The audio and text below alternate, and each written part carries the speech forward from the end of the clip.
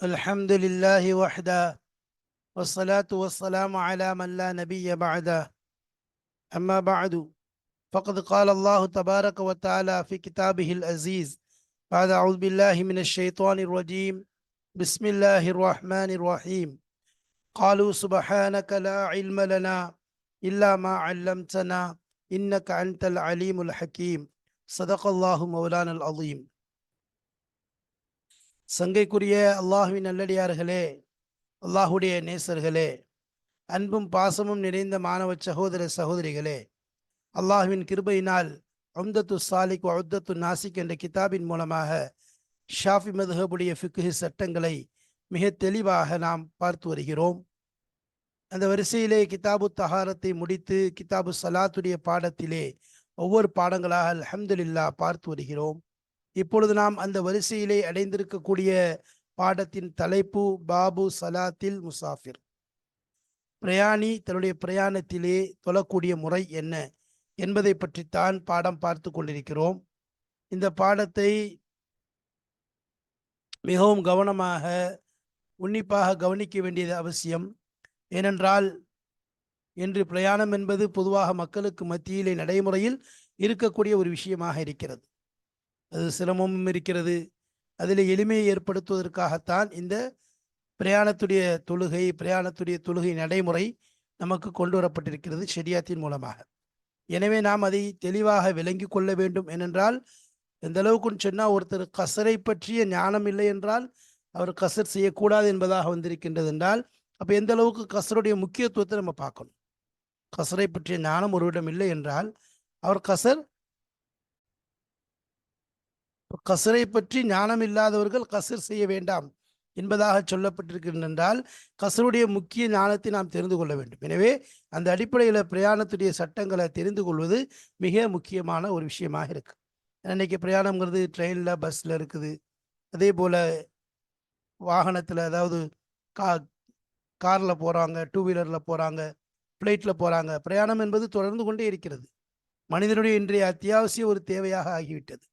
அதனால் அதனுடைய தொழுகையுடைய சட்டங்களை தெரிந்து கொள்ள வேண்டும். அப்பொழுதுதான் சரியான முறையில் நாம் நம்முடைய தேவைகளையும் ஏற்றுக்கொள்ள முடியும், ஷரியத்தையும் பாதுகாப்பாக நாம் அதனுடைய கடமைகளை நிறைவேற்ற முடியும்.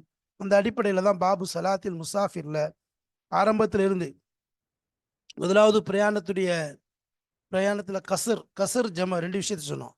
கசர் என்று ஒன்று உள்ளது, ஜமா ஒன்று உள்ளது. கசரை பற்றி சொல்லும்போது கசருக்காக 4 நிபந்தனைகள் சொல்லப்பட்டுச்சு. அதே நிபந்தனைகள் தான் ஜமாவுக்கும் பொதுவான நிபந்தனை. அதனால் திரும்ப ஒவ்வொரு தடவையும் நாம் அதை ஞாபகப்படுத்தி கொள்கிறோம். மாசியத்தில்லாத சஃபராக இருக்கணும், 80 கிலோமீட்டருக்கு அதிகமாக இருக்கணும். அதே மாதிரி போகக்கூடிய இடத்தை தெரிந்திருக்க வேண்டும், மக்சத் மாலூம். என்ன, 4வது ஊரினுடைய எல்லையை கடந்திருக்க வேண்டும். இந்த 4 விஷயங்கள் ஜமாவுக்கும் சரி கசருக்கும் சரி நிபந்தனைகளாக இருக்கிறது. இந்த 4ல் ஒன்று இல்லாட்டா கூட என்ன செய்ய முடியாது, ஜமாவும் செய்ய முடியாது, கசரும் செய்ய முடியாது. சரி, எந்தெந்த பிரயாணத்திலெல்லாம் கசர் செய்ய அனுமதிக்கப்பட்டிருக்கின்றதோ அந்த பிரயாணத்திலெல்லாம் ஜமா செய்வதற்கும் அனுமதி இருக்கிறது. அப்போ கசருடைய விஷயத்தை பற்றி சொல்லும்போது கசர் என்பது எப்படி செய்யணும், அதுக்குரிய கசருடைய நிபந்தனைகள் தனியாக சொல்லப்பட்டுச்சு. சஃபர் தொடரான சஃபராக இருக்கணும், அப்படி முழு தொழுகையும் சஃபரில் பிரயாணத்தில் தான் இருக்கணும். அதே மாதிரி தக்பீர் தஹரீமா கட்டும்போது கசருடைய நியத்து வச்சிடணும். அதே போல் எந்தவித, அதாவது முழுமையாக, அதாவது 4 ரக்காத் தொழக்கூடிய மனிதர்களை பின்பற்றக்கூடாது. 4 ரக்காத் தொழுகிறவரை பின்பற்றினா அவர் கசர் செய்ய முடியாது. இந்த நிபந்தனை எல்லாம் சொல்லப்பட்டுச்சு. அதை தொடர்ந்து ஜமோ அடி விஷயம் வந்துச்சு. ஜமோடைய விஷயம் பொறுத்த 2 ஜமோ சொன்னோம். ஜமோ சலாத்தி பிசபபி சஃபரி பிசபபில் மத்தரி. ஒன்று பிரயாணத்தின் காரணமாக அவர் ஜமோ செய்வது, அது ஒன்று இருக்கிறது.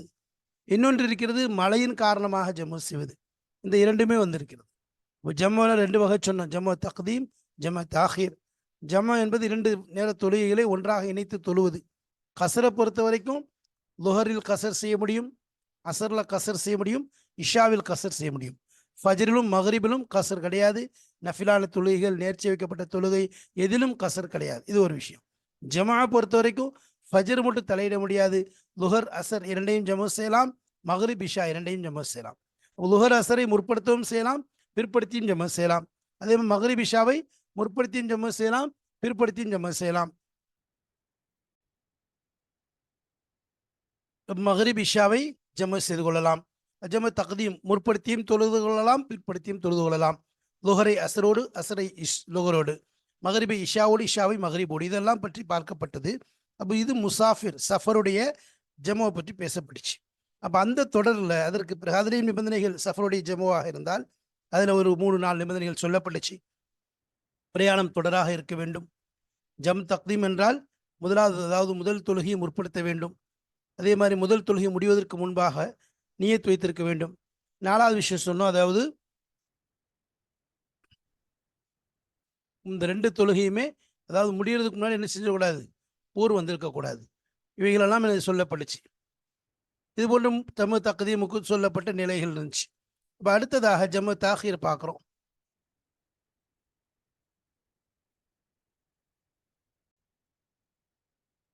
இரண்டு தொழுகைக்கு மத்தியில் பிரிவுகள் அதிகமாக இருக்கக்கூடாது, இதெல்லாம் நம்ம பார்த்தோம். இப்போ அது ஜம்மா செய்கிறது எப்படி, சஃபருக்காக பிரயாணத்திற்காக வேண்டி செய்யக்கூடிய ஜம்மா, அதுவும் ஜம்மு தக்தீம் என்பதாக பார்த்தோம். இப்போ இதில் ஜம்மு தாஹீரை பார்க்க போகிறோம். ஜம்மு தாஹீரோடு சேர்த்து எதை பார்ப்போம், இன்னொரு ஜம்மு இருக்குது, மலைக்காக ஜம்மு செய்யுது. மலைக்காக வேண்டி ஜம்மு செய்யக்கூடிய அந்த விஷயத்தை இங்கே நம்ம பார்க்க போகிறோம். இப்போ ஜம்மு தாஹீருடைய அந்த நிபந்தனைகளும் இருக்குது, இதுவும் இன்ஷா அல்லாஹ் பார்க்க போகிறோம். அது பார்க்கும்போது ஜம்மு தாஹீருடைய அந்த விஷயங்களை பார்ப்போம் இன்ஷா அல்லாஹ். இந்த பாடத்தில் உம்தத்து சாலிக் உம்தத்து நாசிக் பாடம் 114 பிரயாணி தொழுகை பாடம், பாபு சலாத்தில் முசாஃபிர். சரி, இதில் என்ன பாருங்க, 114 ஜம்உ சலாத்தி பி சபபில் மத்தரி, மழையினால் தொழுகையை இணைத்து தொழுவது. சென்ற பாடத்தில்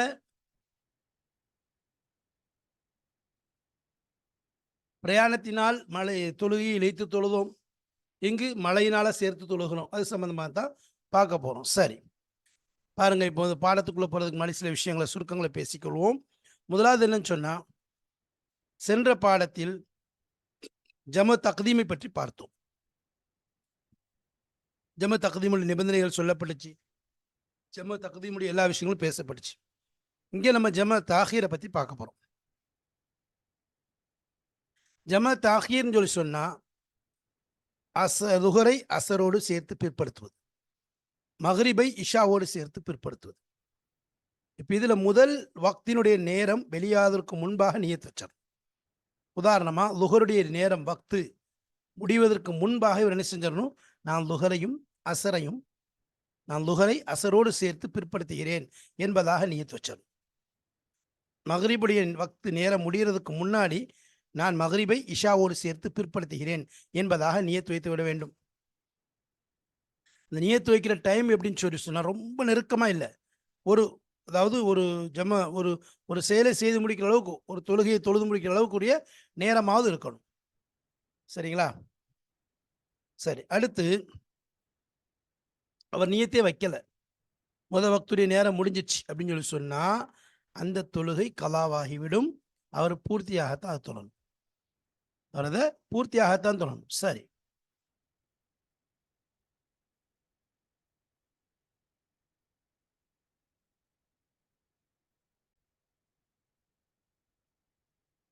அப்போ அதே மாதிரி இந்த ஜமோடி விஷயத்தில் சுன்னத்தில் தான் தர்த்தீபா தொழுறது 1 2, முதல்ல மகரிப், அடுத்து இஷா, அது மாதிரி மகரிப் இஷா, அது மாதிரி லுஹர் அசர். இதில் என்னென்ன தொடராக தொழணும், இடையில ரொம்ப நேரம் போடக்கூடாது, 2 விஷயம். அதே மாதிரி முதல்ல என்னது ஜமோடி நியத்து வச்சார். இதில் முதல் காலத்தில் என்ன முதல் தொழுகையிலேயே ஜமோடி நியத்தை வைத்து விட வேண்டும். இதுதான் பேசுகிறோம். சரி, அடுத்து பாருங்க, இது ஒன்று இருக்குது. அடுத்து மழையின் காரணமாக இணைத்து தொழுதல். இப்போ மேலே ஃபுல்லாக முசாஃபிருக்கு பேசணும். முசாஃபிருக்கு முற்படுத்தி தொழுதல், பிற்படுத்தி தொழுதல், முசாஃபிர் கசருடைய அந்த சஃபருடைய தூரம் எல்லாமே அதில் இருக்குது. இங்கே என்னன்னு சொன்னால், முக்கியமாக இருக்கக்கூடியவர்,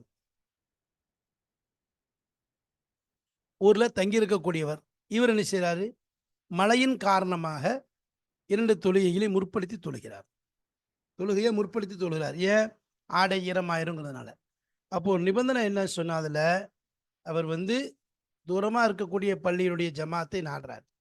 ஒரு ஜமாத் தொழுகைக்கு போல தூரமாக போக வேண்டியிருக்கு. இப்படிப்பட்ட நிலையில் இந்த நிபந்தனையோடு இருந்தால் அவர் 2 தொழுகையை என்ன செய்வார், சேர்த்து தொழுதுவார். அதே மாதிரி மழை எப்படி இருக்கணும்னு சொன்னால், முதல் தொழுகையினுடைய ஆரம்பத்திலிருந்து மழை இருந்து கொண்டே இருக்கணும். எது வரைக்கும் சொன்னால் அது முடிகிற வரைக்கும். முதல் தொழுகை முடிகிற வரைக்கும் இருக்கணும் ஃபுல்லாக. ரெண்டாவது தொழுகை ஆரம்பம் வரைக்கும் இருந்தால் போதும். ரெண்டாவது தொழுகை முடிகிற வரைக்கும் அவசியம் இல்லை. முதல் தொழுகை ஆரம்பிக்கிறாரு, ஆரம்பித்தா மழை பெய்யுது, மழை பெஞ்சிட்ருக்கு, முதல் தொழுகை ஆரம்பித்து தொழுது முடிக்கிறாரு. முதல் தொழுகை முடிகிற வரைக்கும் கண்டிப்பாக இருக்கணும். ரெண்டாவது தொழுகையுடைய ஆரம்பத்தில் கொஞ்சம் இருந்தால் போதும். இதுதான் என்னது, அவர் அந்த மலைக்காக வேண்டி ஜம்மு தக்தீம் செய்யக்கூடிய அந்த நிபந்தனை. அதே மாதிரி இப்போ சஃபரில் வந்து என்னென்ன சஃபருடைய ஜம்முக்கு நம்ம என்னென்ன நிபந்தனைகள் போட்டிருந்தோமோ அந்த தக்தீமுக்கு அந்த நிபந்தனை இருக்கணும். என்ன நம்ம என்ன சொன்னோம், தக்தீமுக்குரிய நிபந்தனை என்ன சொன்னோம், அதாவது சஃபர் இருக்கணுங்கிற மாதிரி மழை இருக்கணும்னு சொன்னோம். தக்தீமுக்குரிய நிபந்தனை என்ன சொன்ன பாருங்க. அப்போ தக்தீமுக்கு சஃபரில் எந்த நம்ம நிபந்தனைகள் போட்டிருந்தோம், சஃபர் தவாமு சஃபர், நிரந்தரமாக சஃபர் இருக்கிற மாதிரி இங்கே மழை இருக்கணும் ஒன்றும். ரெண்டாவது விஷயம் எப்படி இருக்கணும், அதாவது முதலாவது ஃபஸ்ட்டு தொழுகையை தான் முதல்ல ஆரம்பிக்கணும், அடுத்து ரெண்டாவது ஆரம்பிக்கணும். சரி, தர்த்தீப். அடுத்ததாக சொல்லும்போது 2 தொழுகைக்கு மத்தியில் பிரிவு அதிகமாக ஏற்படக்கூடாது. அதே மாதிரி முதல் தொழுகை முடிவதற்கு முன்னாடி நியத்து வச்சிடணும். இதுவெல்லாம் என்ன சொன்னால் அதுக்குரிய நிபந்தனைகளாக சொன்னோம். அதே நிபந்தனைகள் தான் இங்கும் கடைபிடிக்கப்படும். சரி, இப்போ 2 தொழுகை முடிஞ்சதுக்கு பிறகு மழை துண்டிச்சிச்சு, அல்லது ரெண்டாவது இடையிலே துண்டிச்சிச்சுன்னு சொன்னால் என்ன ஆயிரும், தொழுகை சிஹத்தார் அப்படி என்ன செய்வார், அதில் கண்டினியூ பண்ணி தொழுது முடிச்சிடுவார், பிரச்சனை இல்லை. ஆனால் மழையுடைய விஷயத்தை பொறுத்த வரைக்கும் ஜம தக்தீம் மட்டும் தான் உண்டே ஒழிய ஜம தாஹீர் என்பது கிடையாது. இதை நாம் நன்கு புரிந்து கொள்ள வேண்டும். பாருங்கள், இன்ஷா அல்லாஹ் கிதாபுடைய இபாரத்தை பார்ப்போம், அதை வைத்து தெரிந்து கொள்வோம். பிஸ்மில்லாஹிர் ரஹ்மானிர் ரஹீம். பிஸ்மில்லாஹிர் ரஹ்மானிர் ரஹீம். وإذا جمع تأخيرا لم يلزمه إلا أن ينوي قبل خروج وقت الأولى بقدر ما يسع فعلها أنه يؤخر ليجمع.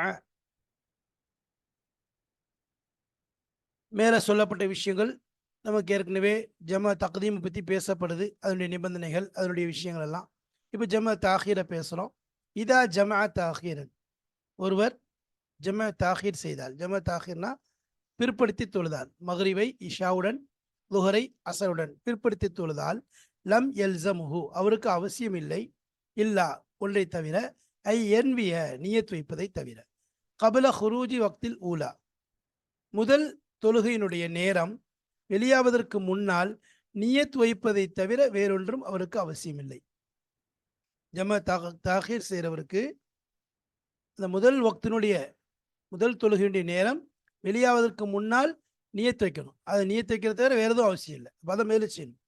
பிகத்ரி மா யஸ்அு ஃபிஅலஹா அன்னஹு யுஅখিরு லியஜ்மா. பிகத்ரி ஒரு அளவிற்கு, மா யஸ்அு ஃபிஅலஹா அதை அந்த தொழுகையை செய்வதற்குரிய விசாலமான நேரம் ஒன்று ஆகியிருக்கும் அளவிற்கு, அன்னஹு யுஅখিরு லியஜ்மா அவர் தாஹீர் செய்கிறார், லியஜ்மா எதுக்காக வேண்டி, ஜம்மு செய்வதற்காக வேண்டி நினைக்கிறார், அதை பிற்படுத்துகிறார். அப்போ இந்த இடத்துல என்னன்னு சொன்னா, அப்போ பிகத்ரி மா யஸ்அு ஃபிஅலஹா அவனுடைய ஃபேலை அந்த தொழுகையுடைய செயலை அவர் செய்யும் அளவிற்கு எந்த ஒரு நேரம் விசாலமாக இருக்குமோ அந்த அளவிற்கு முன்பாக என்ன செய்யணும், அந்த அளவு இருக்கும் பொழுது அவர் நியத் வைத்துக் கொள்ள வேண்டும். அன்னஹு நிச்சயமாக அவர் யுஅখিরு லியஜ்மா அதாவது ஜம செய்வதற்காக வேண்டி தொழுகையை தாமதப்படுத்துகிறார். ஃபலவுலம் என்விஹி அவர் நியத் வைக்கவில்லை என்றால், ஃபலவுலம் என்விஹி அவர் அந்த நியத்தை அவர் செய்யவில்லை என்றால், அத்தம்ம அவர் பூர்த்தியாகத்தான் தொழுவார். அந்த நியத்தை வைக்கலை அப்படின்னு சொன்னால் 4 ரக்காத்தான் தொழுதாகணும். வகானத் கலாஅன் அப்போ அந்த தொழுகை முதல் தொழுகை இருக்க கலாவாக ஆகிவிடும். இப்போ நியத்தை வைக்கலன்னு சொன்னால் கலாவாயிரும், ஒரு பரிபூர்ணமாக தொழ வேண்டிய நிலையும் ஏற்படும். அதுதான் சொல்றாங்க. அடுத்ததாக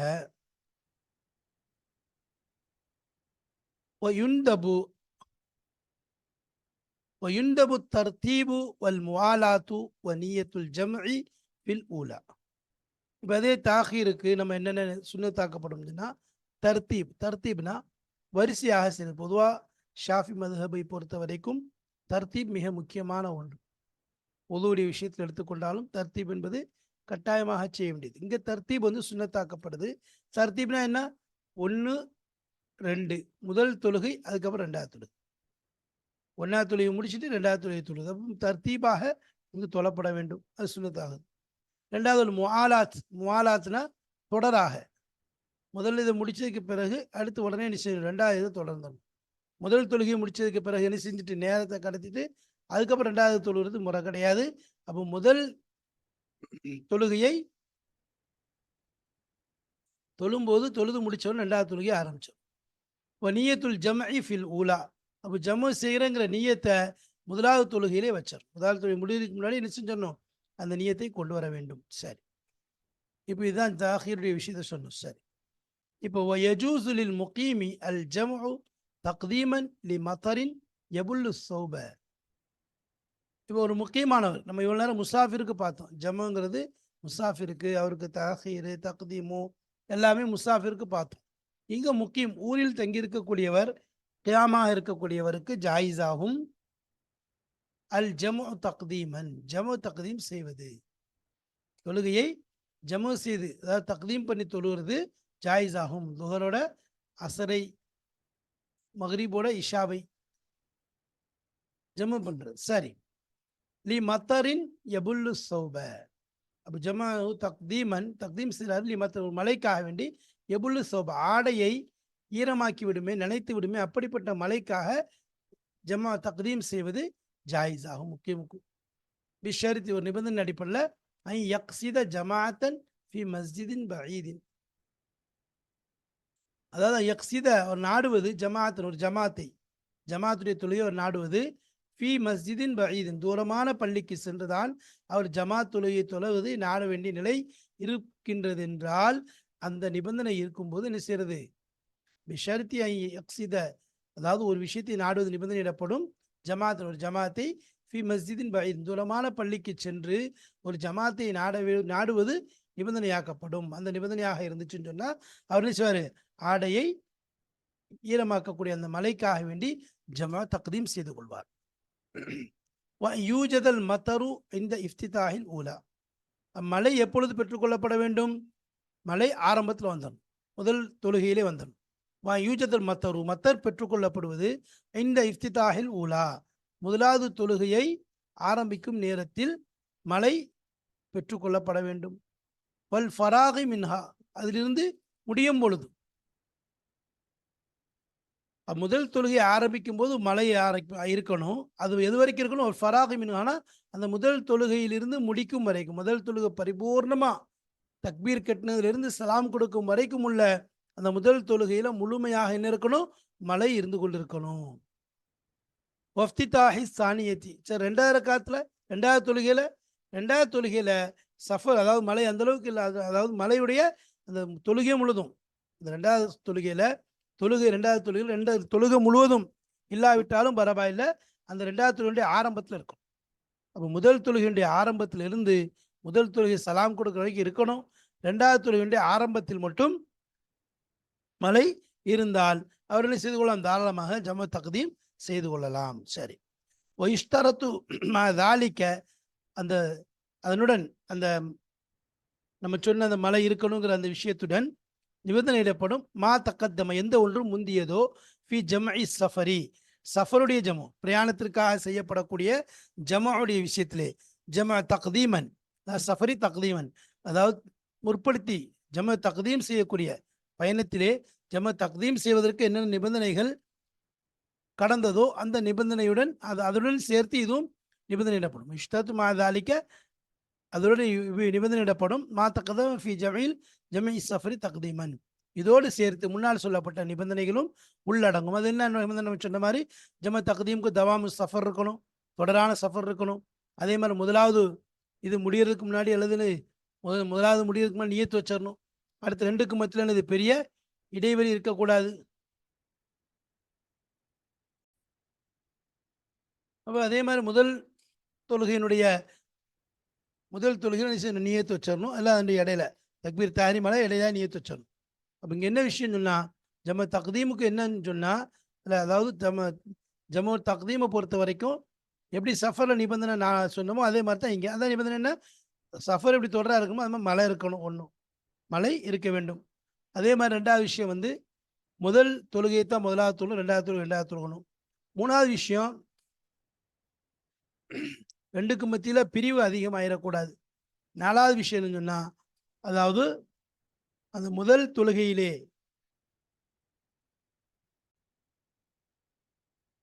முதல் தொழுகையில என்ன செய்யணும்? நியத்தை வச்சிடணும். முதல் தொழுகையிலேயே அவர் என்ன செஞ்சு விடணும்?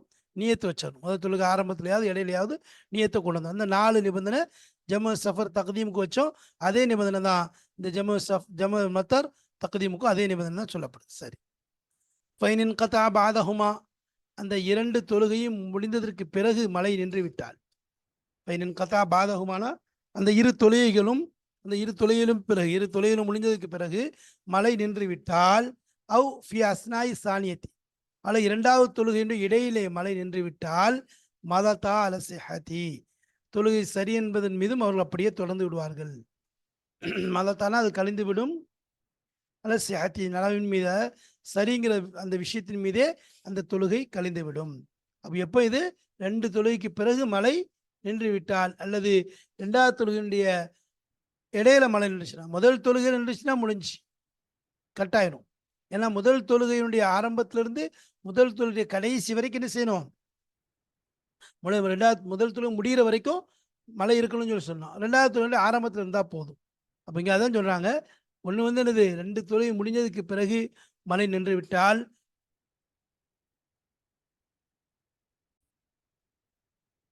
அல்லது 2வது தொழுகையினுடைய ஆரம்பத்தில் மழை நின்று விட்டால், மதத்தா அல சிஹதி, சரி என்பதன் மீது அந்த தொழுகை கூடும் என்பதன் மீது அப்படியே கலந்துவிடும். வலா யஜூசுல் ஜம்உ பில் மத்தரி தாஹீரன்.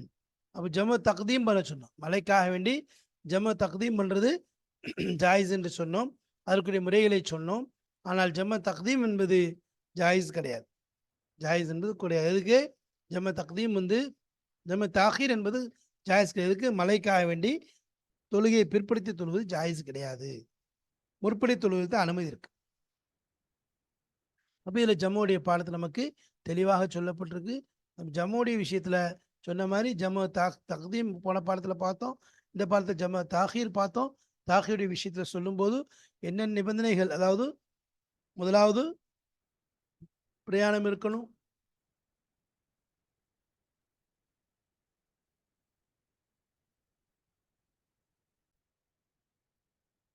ஜம்மு தாஹீரை பொறுத்த வரைக்கும் என்ன செய்யணும்?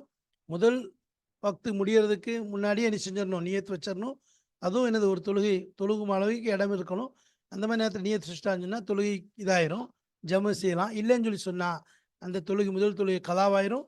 என்ன பரிபூர்ணமாக தொழ வேண்டிய நிலை ஏற்படும். சரி. அதே மாதிரி தொடர்ந்து செய்கிறது, தர்த்தீபா செய்கிறது, ஜம்முடைய நியத்தை கொண்டு முதல் முதல் தொழுகையிலேயே ஜம்முடைய நியத்தை கொண்டு வர்றது சுன்னத்தாக்கப்படும். அதே மாதிரி என்னது? ஜம்ம தக்தீம் மத்தருக்காக வேண்டி மழைக்காக வேண்டி நினைச்சலாம் ஜம்ம தக்தீம் செய்யலாம்.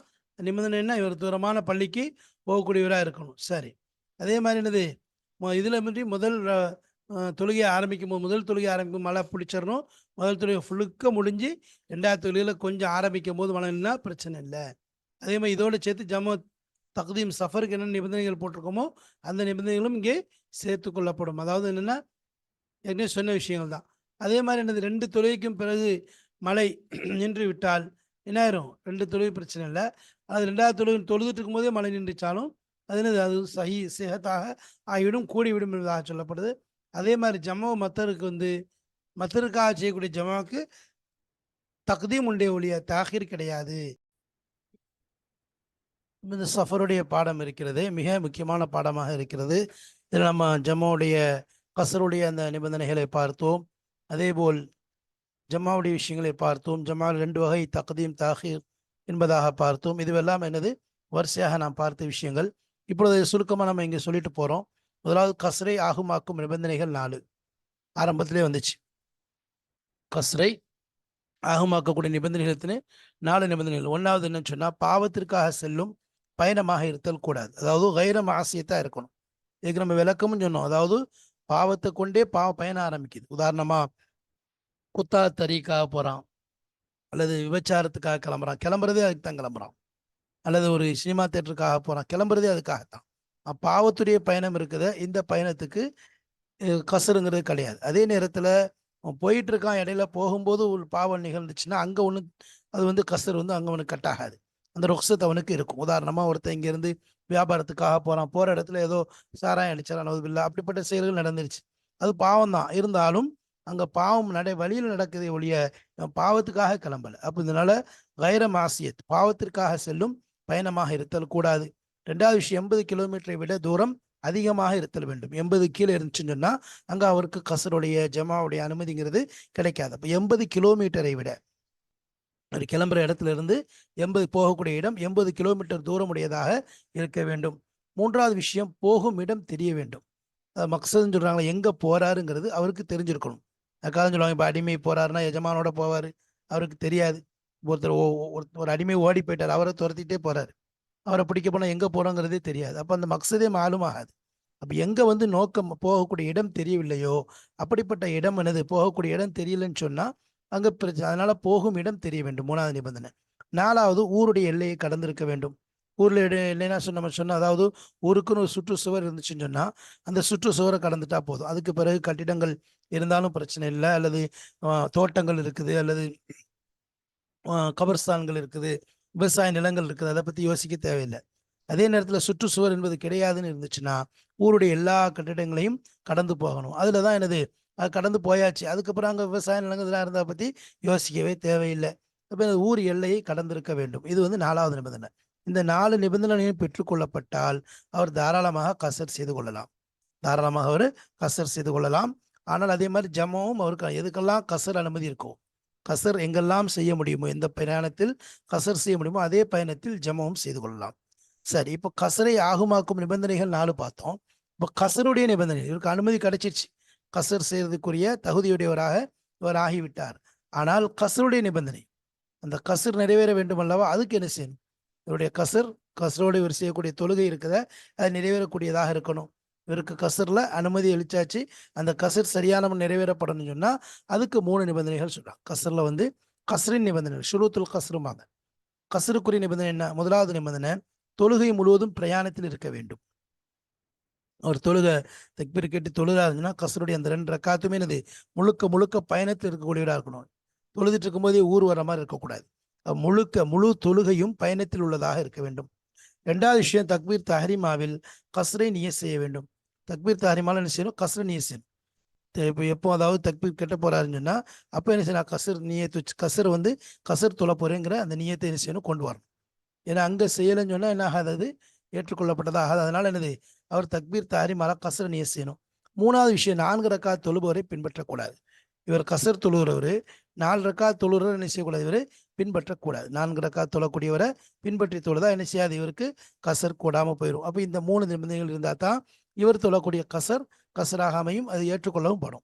அப்போ அதே நேரத்தில் என்னது, தக்பீர் தஹ்ரீமால அவர் கசரை நியத் வைக்காட்டா தொழுகை இல்லாமல் போயிடும். சரி, அடுத்ததாக ஜமாவுடைய விஷயம். நம்ம ஜமாவுக்கு சொன்னால், ஜமா என்பது எங்கெல்லாம் செய்யப்படும் சொன்னால், எங்கெல்லாம் கசர் செய்யறதுக்கு அவருக்கு அனுமதி இருக்குதோ, கசருடைய பிரயாணமாக இருக்குதோ, அந்த சஃபரெல்லாம் அவர் சில ஜமா செய்யறதுக்கு அனுமதி இருக்கு. சரி, முதல்ல ஜமா தக்தீம நிபந்தனைகள் 4 நிபந்தனை இருக்கு. 1வது, பயணம் தொடராக இருக்க வேண்டும். தவாமு சஃபர் என்பதாக சொல்லுவாங்க. இவர் பயணத்தில் இருக்கணும், பயணம் தொடராக இருக்கணும். இவர் என்னது, போயிட்டு இருக்க ஒரு திடீர்னு இல்லைன்னொன்னே என்ன ஆகாது, அவருக்கு அங்கே ஜமோ வந்து ஜமோ செய்ய முடியாது. அப்போ அதனால ஜமோ தக்தீம் சொன்னால் அதுக்கு 4 நிபந்தனைகள் இருக்குது. அதில் முதலாவது நிபந்தனை, பயணம் தொடராக இருக்கணும். பயணம் இருக்கணும், தொடராக இருக்கணும். 2வது விஷயம் என்னன்னா, முதல் தொழுகையை முற்படுத்துதல். 2வது விஷயம் என்னது, முதல் தொழுகையை முற்படுத்தணும். அப்போ பயணம் தொடராக இருக்கணும். 2வது, முதல் தொழுகையை என்ன செய்யணும், முற்படுத்தணும். முதல் தொழுகையை முற்படுத்தினா தான் இவர் என்ன செய்ய முடியும், அந்த தொழுகையை தொழுக முடியும். முதல் தொழுகையை முற்படுத்தலை அப்படின்னு சொன்னார், 2வது தொழுகை கொண்டுட்டாருன்னா அவருக்கு அந்த தொழுகையை பாத்திலாயிரும். அதனால முதலாவது, உதாரணம் லுஹர் அசர் என்று எடுத்துக்கொண்டால் லுஹரைத்தான் முதலாவது தொழ வேண்டும். அப்புறம் மகரிப் இஷா என்று எடுத்துக்கொண்டால் மகரிப்பை தான் தொழணும். ஏன்னா ஜமோ தக்தீம் பண்றார். சரி, 3வது விஷயம், முதல் தொழுகை முடியும் முன் ஜமோ செய்தலை நீயே செய்யணும். அப்போ முதல் தொழுகிறார், மகரிபுடி தொழுகை தொழுகும் போது இந்த மகரிப் தொழுகை முடிகிறதுக்கு முன்னாடி என்ன செய்யணும், இஷா தொழ போறேன், ஜமோ செய்ய போறேங்கிற அந்த நியத்தை கொண்டு வந்துடும். இஷாவை நான் மகரிப்போட சேர்த்து தொழ போறேன் அப்படிங்கிற நியத்தை கொண்டு வந்துடணும். ஆமாம், ஜமா தக்தீமுடைய நியத்தை கொண்டு வந்துடணும். லுஹரை அசரை வந்து லுஹரோட சேர்த்து தொழப்புறங்கிற அந்த நியத்தை கொண்டு வந்தோம். 4வது, இரு தொழுகைக்கு இடையில் பிரிவு இருத்தல் கூடாது. 2 தொழுகைக்கு மத்தியில் இருக்கக்கூடாது, பிரிவு இருக்கக்கூடாது. அப்போ லுஹருக்கும் அசருக்கும் சரி, மகரிப்க்கும் இஷாக்கும் மத்தியில் சரி, பிரிவுங்கிறது இருக்கக்கூடாது. பிரிவுங்கிறது இருக்கக்கூடாது, அது ஏற்றுக்கொள்ளப்பட மாட்டாது. அப்போ ரெண்டுமே என்னது இருக்கக்கூடாது. லுஹர் அசருக்கு மத்தியிலையும் பிரிவு இருக்கக்கூடாது, மகரிப் இஷாக்கு மத்தியிலையும் பிரிவு இருக்கக்கூடாது. சரி, ஜமோ தாஹிர்னா என்ன? முதல் தொழுகையின் நேரம் முடியும் முன் ஜமோ தக்தீரின் நியத்தை வைக்க வேண்டும். முதல் தொழுகை முடியறதுக்கு முன்னாடி என்ன செய்யணும்? இப்போ ஜமோ தக்தீம் பார்த்துட்டோம். ஜமோ தாஹிர் எடுத்துட்டா அந்த முதல் தொழுகையின் நேரம் முடியும் முன் ஜமோ தக்தீரின் நியத்தை வைக்க வேண்டும். இப்போ ஜமோ தக்தீர் எப்படி வைக்கணும் அப்படின்னு சொன்னா என்ன? முதல் தொழுகை முடியறதுக்கு முன்னாடி வச்சிடணும். முதல் தொழுகை முடியலை, அதுக்கு முன்னாடி ஜமோ தக்தீருடைய நியத்தை வச்சிடணும். அப்படி வச்சாதான் என்ன செய்யும்? ஜமோ தக்தீரும் தாஹீர் ஜம தாஹீர் கூடக்கூடியதாக இருக்குது. ஜம தாஹீர்னா முதல் தொழுகை முடியறதுக்கு முன்னாடி. முதல் தொழுகை நேரம் என்பதால் லுஹருடைய நேரம் இருக்குது. லுஹர் வக்து முழுசாக முடியறதுக்கு முன்னாடி ஜம தாஹீருடைய நியத்தை வச்சாதான் அவருக்கு என்னது தொழுகை கூடியதாக ஆகும். இல்லைன்னு சொன்னால் அவர் என்னது ஜம தாஹீருங்கிறது செய்ய முடியாது. அந்த வக்து அந்த தொழுகை கலாவாயிரும். இந்த முதல் தொழுகைங்கிறது கலாவாயிரும். என்ன செய்யணும்? 2வது அப்புறம் 4 ரக்காத் தான் தொழுக முடியும். 2வது தொழுகையும் 4 ரக்காத் தான் தொழ வேண்டிய நிலை ஏற்படும். அப்போ இவ்வாறு எனது ஜம தாஹீர் ஜம தக்தீமுடைய விஷயத்தில் இது போன்ற பேணுதலை கடைபிடிக்க வேண்டும். அப்போ இந்தந்த நிபந்தனைகள் அதற்கு இருக்கின்றது. கசருடைய நிபந்தனை சொன்னோம், அதே மாதிரி கசருடைய நிபந்தனை, அதே போல கசர் ஆகுமாக நிபந்தனை, கசருடைய நிபந்தனை, அதே மாதிரி ஜம தக்தீம் தாஹீருடைய நிபந்தனைகள் இவ்வாறு நமக்கு சொல்லப்பட்டது. அல்லாஹ் தஆலா இவைகளை புரிந்து கொள்ளக்கூடிய தௌஃபீக்கை தந்த அருள் புரிவானாக.